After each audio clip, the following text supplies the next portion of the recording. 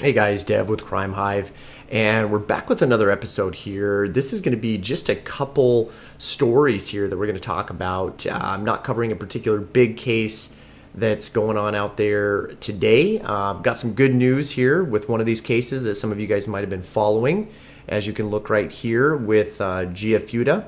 We're going to talk about a couple other interesting cases as well. And before I do, again, as always, this is Dev with Crime Hive. If you like these kind of true crime videos, subscribe to my channel, hit that bell notification for further updates as I do more stories. Now, this first one I want to get to, again, I've got some good news here. We've learned today that if you guys have been following this case, Gia Fuda, she is an 18-year-old that went missing right in this area here. Just to give you guys some context here, she was, and it's just east of Seattle. You've got Skykomish and Stevens Pass. She was actually somewhere in between those two here. It's very mountainous terrain, and she went missing. Now, the investigators with the King County Sheriff's Office there had believed it might be suspicious at the time, and so it was really gaining a lot of attention, and there were a lot of volunteer search and rescue teams looking for her. This was 8 days that she was missing, so there wasn't. There was still hope. Of course, people are still searching, but it was starting to not look good for Gia. But she was found. So what happened? Just to give you a quick context again, she apparently was on her way, and she was in between here. And just to give you an idea of what it looks like here, I'll just kind of go in between there, just to point it out here, and we'll just click on this here. Oh, here, let's try this here. Usually you can click on it. There we go. Let's try this one. Okay. So just to give you an idea, context of kind of this area, very mountainous again. So this is, the US 2 where she was, and her vehicle ran out of gas, and she was apparently looking to maybe get some more fuel, trying to get some help, and she wandered off and got lost. Now, I don't know the full story. There's going to be more details coming out probably by the time you guys see this, or maybe new details on exactly what happened with it, but they're not giving a lot of information.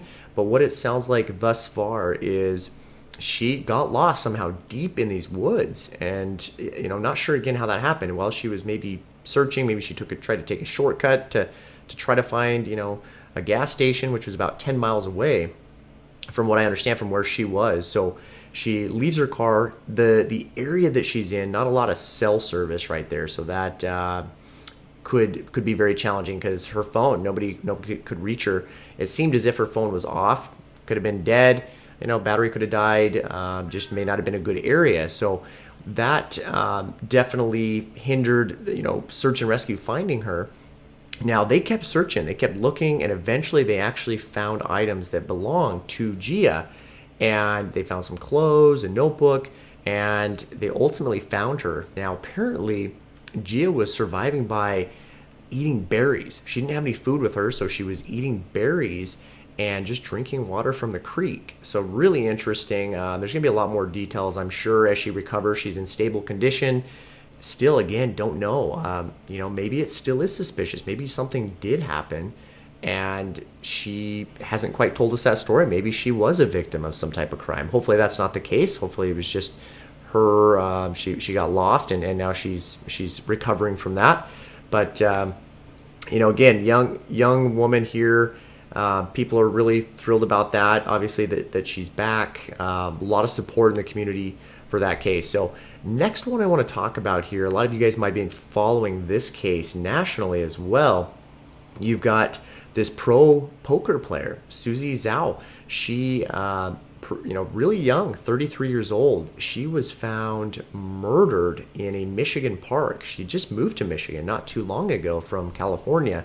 Again, she's been playing poker for several years, doing really well at it. And in a male-dominated sport, she's just, she did really well. A lot of people thought that maybe there was some sort of connection in her death to poker. Maybe she lost, maybe she owed somebody, maybe somebody was vengeful for some reason. Maybe they had lost, and she collected from them, and so they sought revenge. So we did learn an update in this case, and somebody was actually arrested. So I'm going to talk about that here in just a second. But again, she was badly burned in her vehicle. Her vehicle was found. Police, obviously concluded that was a homicide from the very beginning. And I was going to do a video on this case to get attention out to that as well. And sure enough, I just very recently, I think it was yesterday, they had found a suspect, which they're not given a lot of information about as well. What we learned here in Susie Zhao's murder, this comes from New York Post. This one here is a 60-year-old Michigan man was arrested. So again, they're not releasing his name. He was a Pontiac man. He was arrested by White Lake Township. This was 9 a.m. on Friday. So I'm doing this video on a Saturday. It was just yesterday. So there is a suspect. He apparently had other warrants. Not a lot of information that I'm seeing. Again, this is going to be another, and both of these cases thus far I've covered, there's going to be new information. If you guys have those updates, certainly just put those in the comments there. But as I get updates, I'm gonna be giving out those as well. But again, really, really bizarre, but a very quick resolution, if you will. I mean, certainly no justice for the family and whatnot, but they sounds like they've already found a potential suspect who's got to go through the process. Don't know how police concluded this person was involved in this case, other than the warrants. Maybe they had already sought this person and they had more information than they were revealing, and they've got him. So that's kind of the conclusion to that case. That was the second one I wanted to mention. And then the third one, the last one I wanted to mention for this video is, really interesting. This is an international case here. You guys might have heard about this. And the reason I wanted to cover this is, we're talking about a serial killer, an Indian serial killer, right in India, over 50 murders, just unreal. And then the crazy thing about this is, and I'll talk more about this story, but he had dumped their bodies in crocodile-infested water. So that's the title of this. This comes from CNN. Just crazy. So what happens with this guy? Again, so his name is Devinder Sharma, if I'm saying that right.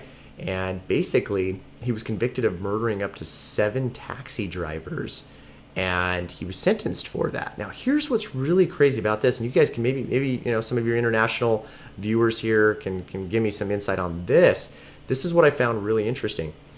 He spent 16 years in jail. Now, they really only convicted him on a handful of those murders, and I'll talk about what happened exactly with that.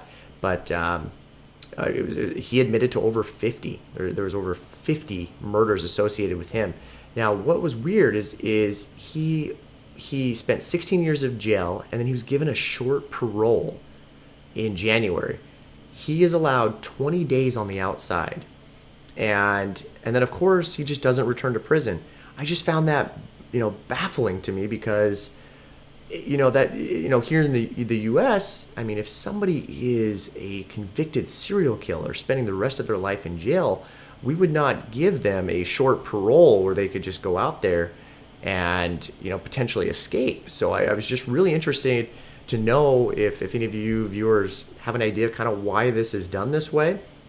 I don't know what kind of security measures maybe they had in place. I know with lower type crimes in the U.S., you've got the ankle lock, the ankle bracelet, or the ankle brace, and it's that to me is not a very secure measure either. Those are broken all the time, and people escape off of those often. They break those, and from my understanding with those, the lock, as it's being tampered with, if it's being tampered with in any way, it will send an alert, and the sheriff's office or whoever's tracking that, they can send a deputy out to immediately find out what's going on, or the parole officer would be notified about that, and so. But those are broken all the time. People escape from those often. So, it's just pretty bizarre that we do that.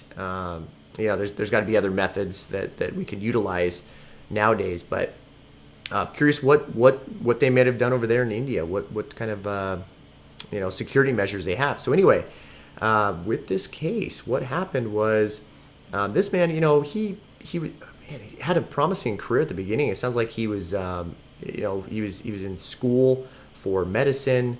He ran his own clinic at a hospital, and then he started getting involved in these scams. Apparently, he went to school for traditional Indian medicine, loses money in a scam, and then he starts his own scheme, selling fake gas canisters, and then he starts getting involved in illegal kidney transplants, and that was just crazy to me because maybe some of you guys have heard those urban legends or myths of waking up, people waking up in a nice cold tub or something like that, and their kidneys gone, crazy things like that.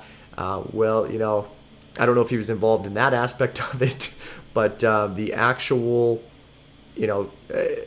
illegal kidney transplants, where he's making between $6,680 and $9,350 for each one. He did 125 of those. So just a very crooked, individual here that's just taking advantage of the systems that were in place. So he ran that scheme, and then what happened after that was this is where he hired taxi drivers and he had them killed.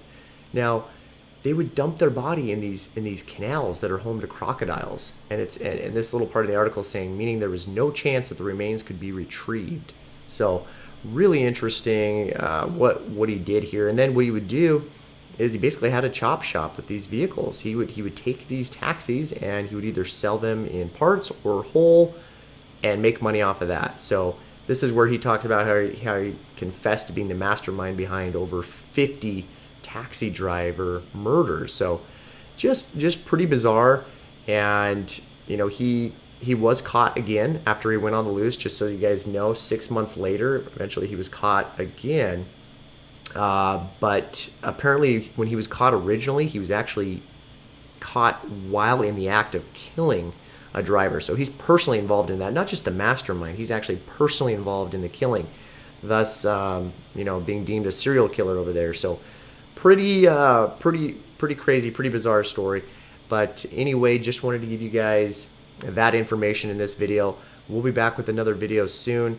Really busy lately, not able to do as many videos as I like right now, but I will be back with another episode.